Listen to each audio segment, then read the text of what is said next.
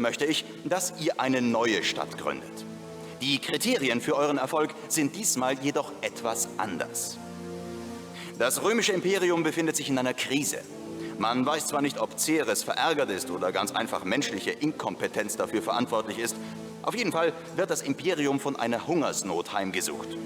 Ihr habt euch nun schon lange genug mit Regierungsangelegenheiten beschäftigt, um zu verstehen, was für üble Auswirkungen ein Mangel an Nahrung haben kann. Daher treibe ich unsere Kolonisierung der neuen Provinz Hispanien jetzt schneller voran.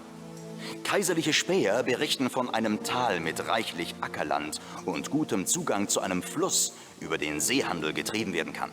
Baut dort eine landwirtschaftliche Kolonie auf und bereitet alles vor, um Nahrungsmittel nach Italien zurückzuschicken. Wie üblich werde ich eure Leistung bewerten. Und diesmal stelle ich bescheidene Ansprüche an euch. Obwohl eure Stadt diesmal nicht so viel Wohnraum benötigt wie eure letzte Stadt, sollte sie diesmal wohlhabender sein und mehr Kultur aufweisen. Als Beweis dafür, dass ich mich immer mehr auf euch verlasse, erwarte ich, dass ihr auch in meiner Gunst höher steigt. Ich werde häufig Lieferungen mit Nahrungsmitteln benötigen und werde wohlwollend auf euch hinabblicken, wenn ihr diese Forderungen rechtzeitig erfüllt. Viele Leben hängen davon ab, ob ihr beim Aufbau dieser neuen Nahrungsmittelquelle für das Imperium Erfolg habt. Für Tarraco besteht militärisch gesehen keine Gefahr. Ihr müsst also lediglich eure Stadt gut verwalten, um die Hungersnot zu beenden und das Vertrauen der Bevölkerung in ihre Regierung wiederherzustellen. Hallo, herzlich willkommen zu meinem Let's Play Caesar 3. Ich bin euer Dominus und wir spielen die Kampagne Tarraco, Hungersnot im Imperium. Diesmal muss unsere Stadt wieder 2500 Einwohner haben und die Wohlstandswertung ist bei 25, Gunstwertung bei 70, Kulturwertung bei 45 und die Friedenswertung bei 30. Wie wir vom Imperator erfahren haben, werden wir wohl einige Forderungen von ihm erfüllen müssen. Daher ist die Gunstwertung auch recht hoch mit 70. Gut, ich würde sagen, schauen wir einfach mal auf die Karte. Die Karte ist ziemlich zergliedert durch die beiden Flüsse, wobei einer nur schiffbar ist. Das ist dieser hier. Da sehen wir das Treibholz. Ja, und wir haben hier eine Hauptinsel. Das wird wahrscheinlich die einzige Möglichkeit sein, die Stadt zu errichten. Und wir haben hier zwei Inseln mit den landwirtschaftlichen Nutzflächen.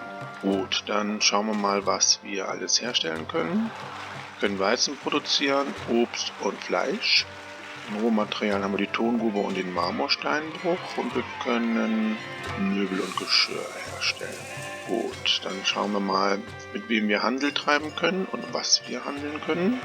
Wir haben Capua, die kaufen Weizen und Obst und verkaufen uns auch das Holz, was wir für die Möbelproduktion brauchen. Und Tarent verkauft uns auch Möbel und kauft Marmor und Geschirr. Ja, wir werden kein Olivenöl herstellen können, weder können wir es selber herstellen, noch können wir es importieren. Das heißt, wir können unsere Gebäude nur bis zur mittleren Insula ausbauen. Das heißt, wir brauchen tatsächlich 3 Wohngebiete, um auf die Einwohnerzahl zu kommen.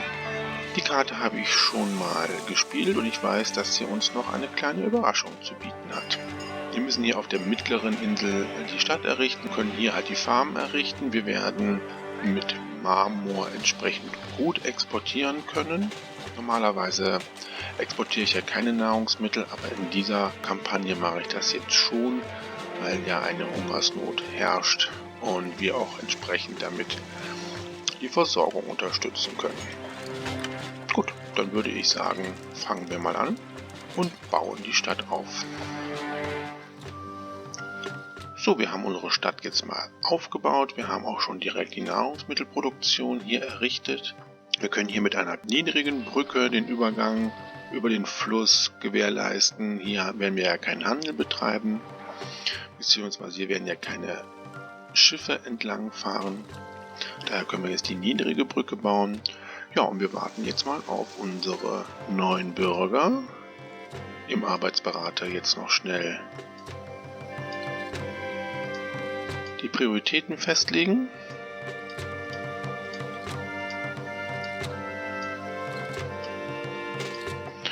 Und dann können wir auch die Geschwindigkeit etwas nach oben fahren. Ja, und dann warten wir mal, bis alle Parzellen entsprechend besiedelt sind. Wir werden beim Finanzberater die Steuern auch mal ganz runternehmen. Wie gesagt, das fördert die Immigration ziemlich stark. Und wir bezahlen auch mal etwas mehr als Rom.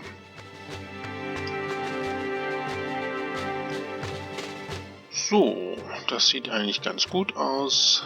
Alle Parzellen sind besiedelt. Wir haben auch schon etwas Weizen im Silo. Ich würde jetzt auch den Markt entsprechend errichten. Und wir errichten unsere Tempel.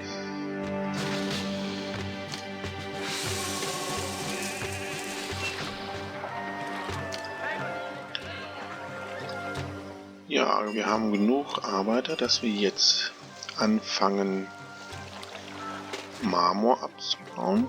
Dafür muss ich erstmal hier dran vorbei.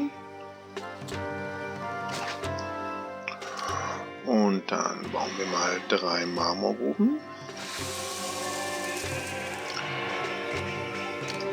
So, bauen ein Dock, das machen wir hier. Und wir bauen ein Lagerhaus direkt hier dran. So, das soll annehmen Marmor, Obst und Weizen. Mit den Sachen möchte ich ja handeln. Dann müssen wir das hier mal verbinden.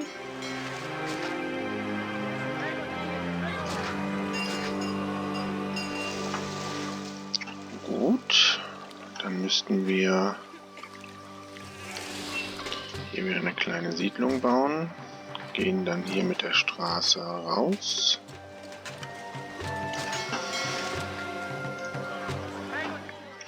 Und müssen natürlich auch noch hier die Präfektur bauen und den Ingenieursposten. So, den bauen wir aber auch noch mal hier.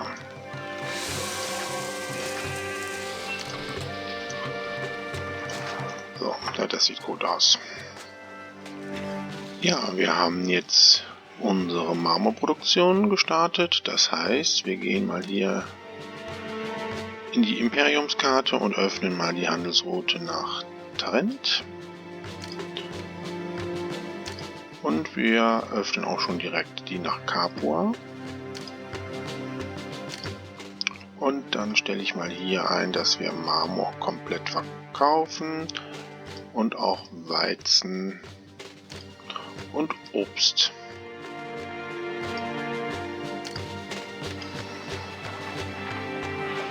So, dann bauen wir auch direkt mal 2 Obstfarmen.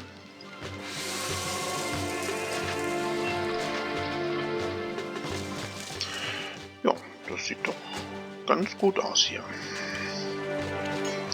Nochmal hier ein bisschen schöner machen. So, dann gucken wir mal, was Arbeitsmarkt sagt.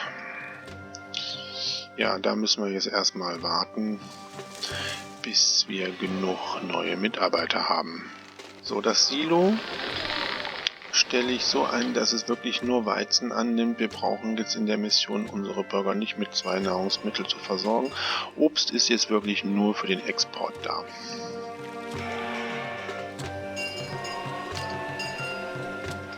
Gut, dann können wir jetzt den Senat bauen. Ich glaube, ich werde nochmal hier Parzellen ausweisen, um noch ein paar mehr Einwohner zu haben und entsprechend Arbeitskräfte, weil ich gleich mit der Geschirrproduktion anfangen möchte. Zudem brauchen wir natürlich auch unsere ersten Kultureinrichtungen, nämlich das Theater und auch die Schule. Die können wir eigentlich jetzt schon direkt errichten.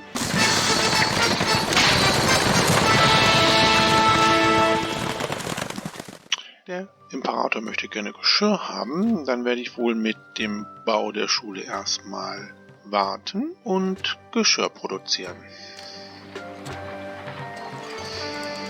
Wir haben unsere Geschirrproduktion jetzt hier entsprechend aufgebaut, das Lagerhaus hier für Geschirr eingerichtet und müssen jetzt noch die Ware auf Hamstern stellen und warten, bis wir entsprechend die nötige Anzahl zur Verfügung haben. Gut, ja, dann kann ich hier die Parzellen auch noch ausweisen. So, jetzt haben wir genug Mitarbeiter. Jetzt können wir das Theater bauen mit der entsprechenden Künstlerkolonie. So, dann können wir jetzt auch die Schule bauen und direkt auch die Bibliothek.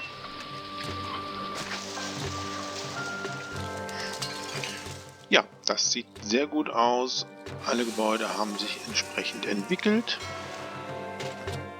Und sobald wir jetzt die Forderungen von Geschirr erfüllt haben, können wir Geschirr entsprechend auch freigeben.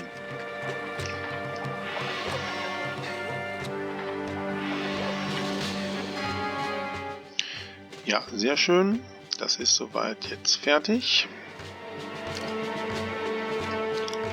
Dann schicken wir die ab und Geschirr kann entsprechend genutzt werden und wir verkaufen über 3 Einheiten. Und ich denke mir, wir könnten die Produktion, glaube ich, noch etwas erhöhen für Geschirr. Das machen wir hier unten.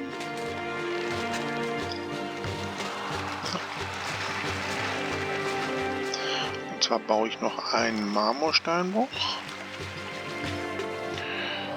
So, und dann noch eine Tongrube. Die können wir sogar hier hinbauen. Oh, das geht auch. Bauen wir sie hier hin. Und die 2 Werkstätten nochmal hier hin.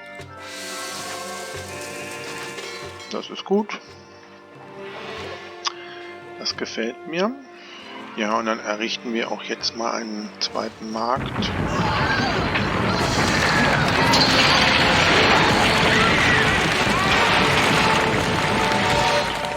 Ja, das ist die kleine Überraschung, die wir haben. Unsere Region wird von einem Erdbeben heimgesucht. Allerdings wird unsere Stadt davon nicht beeinflusst. Allerdings hier, dieses Stück Land, wo wir unsere Farmen haben, wird jetzt durch dieses Erdbeben zerteilt. Und wir können diese Gräben halt nicht überwinden, weder durch Brücken noch über Wege. Und dieses Erdbeben zerteilt jetzt dieses Ackerland in 3 Teile, die wir jeweils nur durch Brücken, also hier und hier, erreichen können. Das ist also diese kleine Überraschung, die diese Karte zu bieten hat. Allerdings auch jetzt nicht ganz so schlimm. Wir machen jetzt einfach mal hier weiter. Ungeachtet der Tatsache, dass es ein Erdbeben gegeben hat, bauen wir hier nochmal eine Obstfarm hin. Noch 2 Weizenfarmen.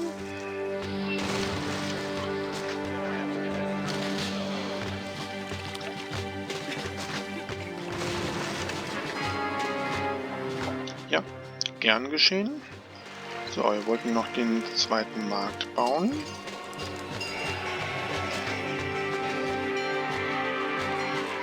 Und wir müssen natürlich auch das Badehaus bauen, wenn wir hier eine Entwicklung haben möchten. Ja, und wir sehen hier, die haben sich zurückentwickelt. Also hier ist der zweite Markt ganz wichtig. Ja, das hat sich Gott sei Dank wieder hier entsprechend gut entwickelt. Momentan läuft alles sehr gut, sehr zufrieden. Ja, aber ich denke, wir brauchen noch ein bisschen mehr Nahrungsmittel. Das machen wir jetzt mal hier voll. Machen hier noch eine kleine Siedlung.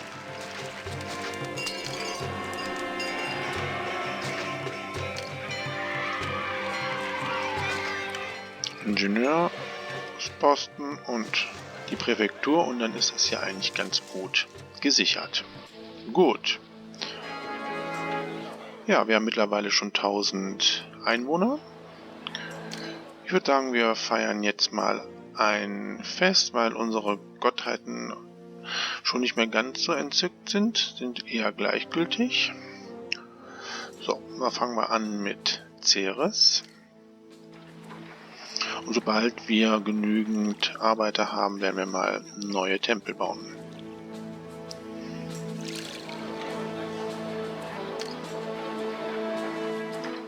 So, dann baue ich mal das Amphitheater.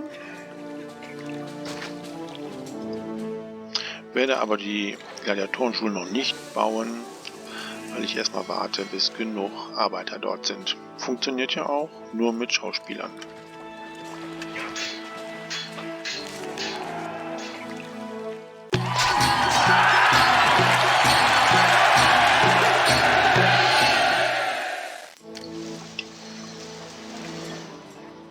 Okay, wir bauen mal unsere Tempel.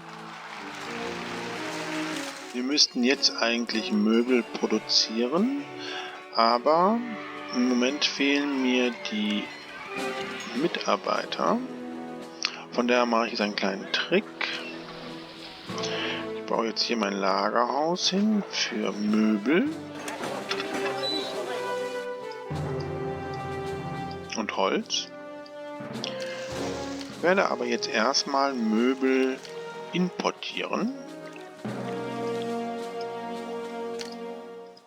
Wir haben genug Geld, um die Entwicklung zu starten, dass sich hier halt aus der kleinen Insula die mittlere Insula entwickelt.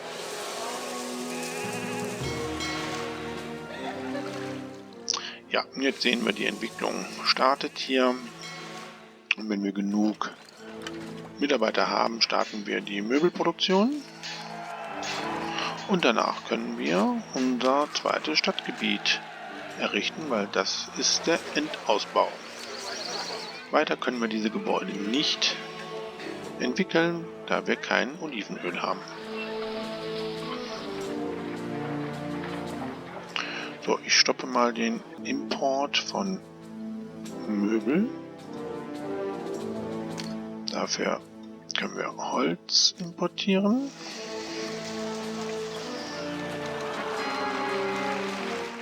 Ja, das ist sehr schön. Das Ceres uns segnet.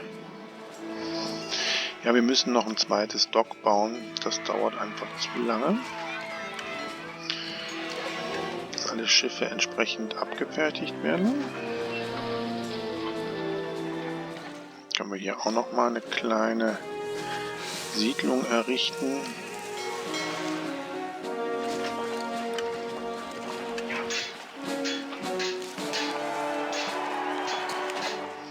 Ja, dann können wir jetzt die Möbelproduktion starten.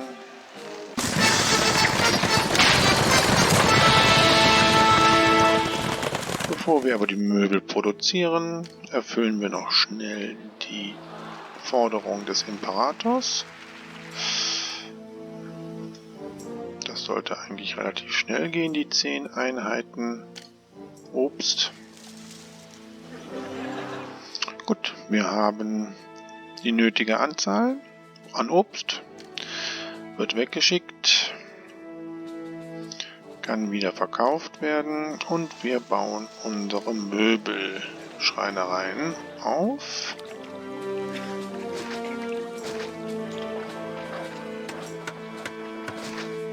Gut. Ja, das Stadtgebiet ist jetzt komplett ausgebaut. Wir können jetzt hier noch einen Barbier bauen. So, und dann können wir hier noch mit kleinen Statuen die Attraktivität noch ein bisschen verbessern, weil hier direkt die Lagerhäuser sind. Dann würde ich vorschlagen, bauen wir unser zweites Stadtgebiet. So, hier ist unser neues Stadtgebiet. Es passt genau hier rein. Und wir warten jetzt mal, bis die ersten Siedler dort sind. Und dann bauen wir unsere Nahrungsmittelproduktion auf. So, Venus ist etwas gereizt. Dann werden wir da auch mal ein Fest abhalten. Wir wollen ja keine schlechte Stimmung in unserer Stadt haben. Ja, wir werden die restlichen Parzellen direkt auch ausweisen, weil wir brauchen doch jede Menge an neuen Arbeitskräften. Dann können wir das direkt auch schön machen hier.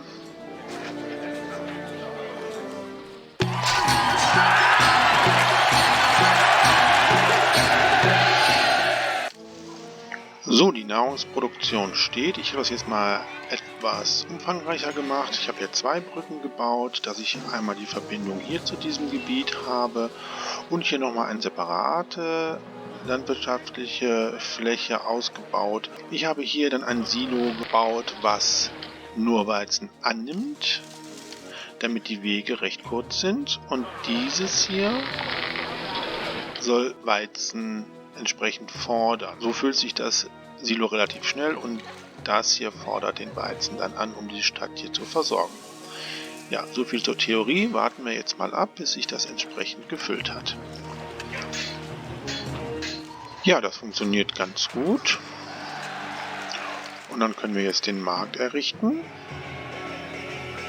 und auch schon die Tempel für das neue Stadtgebiet. So, dann werden wir direkt hier schon 2 Lagerhäuser bauen. Das eine wird Möbel fordern, das andere wird entsprechend auf Geschirr eingestellt. Und dann machen wir direkt hier unsere kleine Geschirrproduktion fertig. Ja, und einen Markt müssen wir hier auch bauen.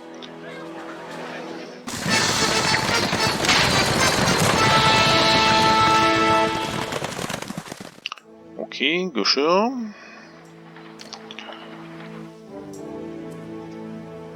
Oh, da haben wir mehr als genug. Das können wir direkt losschicken.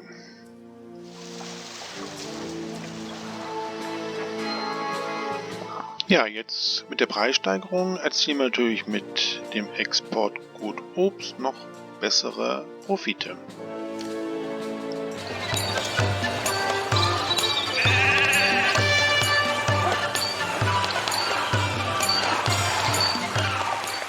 Ja, 2000 Einwohner haben wir schon, das heißt noch 500.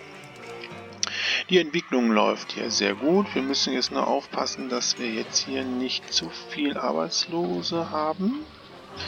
Deswegen baue ich jetzt hier noch die weiteren Gebäude, wie zum Beispiel ist hier das Amphitheater noch. Und die Gladiatorenschule. Wir verschönern mal ein bisschen hier. Hier. Sieht alles gut aus. Wir haben jetzt 9% Arbeitslosigkeit. Mal auf Pause.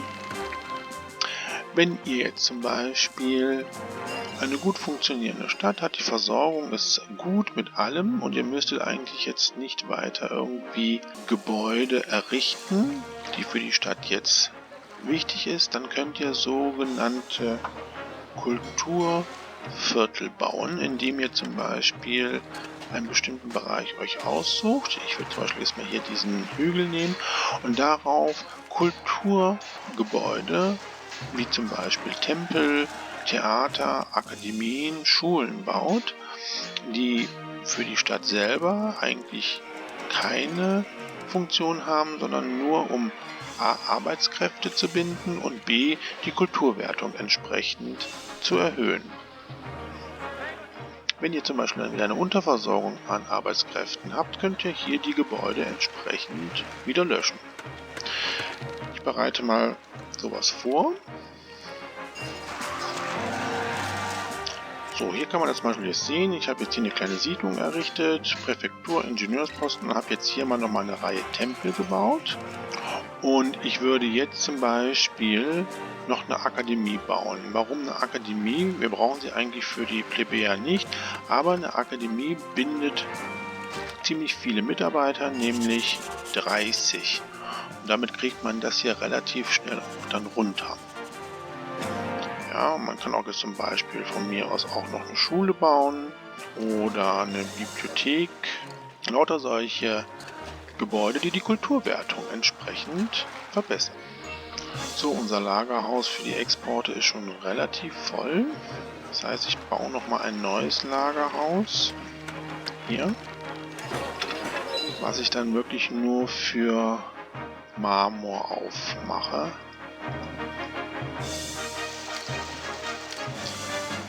So, die Arbeitslosenquote ist unter 3%. Das ist jetzt gut. Dann können wir nämlich hier die Entwicklung jetzt starten, indem ich nämlich jetzt hier ein Badehaus baue.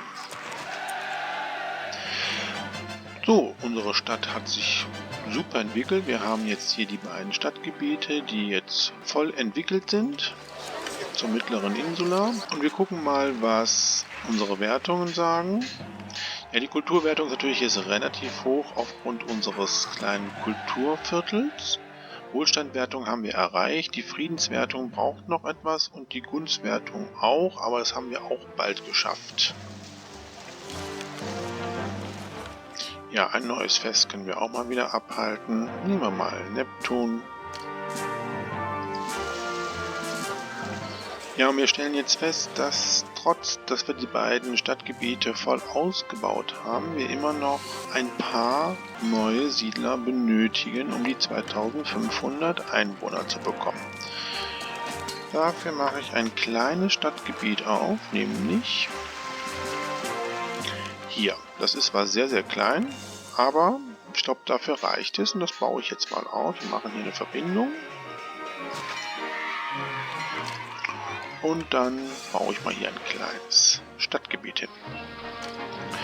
So, wir haben dieses kleine Stadtgebiet hier jetzt mal ausgebaut. Es ist wirklich sehr petit, aber wir haben es mit allem versorgt, was es braucht. Und haben hier nochmal die Nahrungsmittelproduktion dafür auch errichtet. Und damit sollten wir eigentlich unsere 2500 Einwohner bekommen.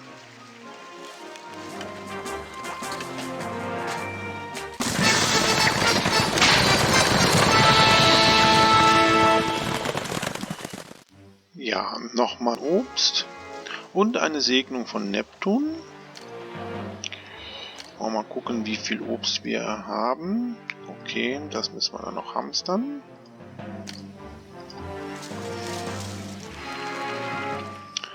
Dann wollen wir auch diese Forderung entsprechend wegschicken.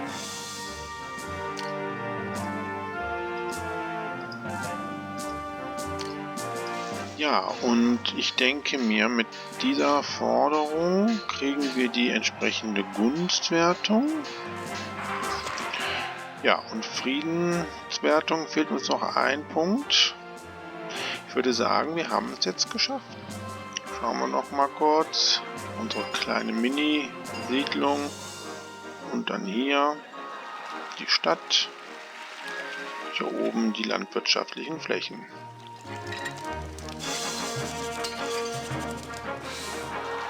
Und natürlich eine super gute Stadtbilanz. Ja, gern geschehen. Ja, die Gunstwertung haben wir jetzt geschafft. Und wenn das Jahr jetzt vorbei ist, müsste auch die Friedenswertung geschafft sein.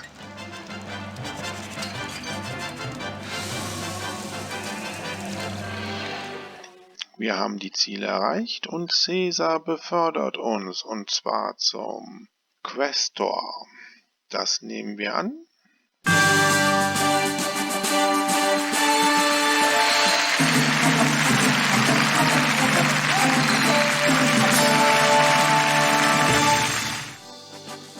Die Nahrungsmittel aus Tarako halfen dem Imperium durch eine dunkle Zeit. Bürger schulden euch ihr Leben und Gouverneure ihre Provinzen. Die Ernten kehren jetzt wieder auf ein normales Niveau zurück und ich brauche eure Talente für neue Aufgaben. Ja, dann schauen wir mal, was uns als nächstes erwartet. Die 5. Kampagne ist Miletus, die nächste Wirtschaftskampagne. Bis dahin sage ich Tschüss, euer Dominus.